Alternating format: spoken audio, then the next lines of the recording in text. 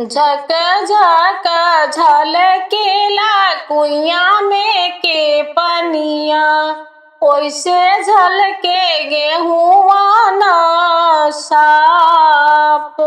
मड़वा में झलकेली बेटी हो दुलारी बेटी, बैठल बाड़ी बाबूजी के जांग। बैठल बाड़ी बाबूजी के जांग। हम तोहसे पूछिले बेटी हो कवनी बेटी, का होला मड़वा में दान, का होला अंगना में दान।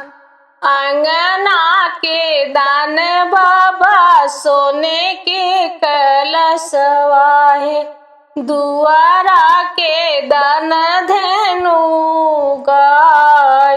मड़वा के दान बाबा बेटी हो दुलारी बेटी, बैठल बाड़ी बाबूजी के जांग। बैठल बाड़ी बाबूजी के जांग।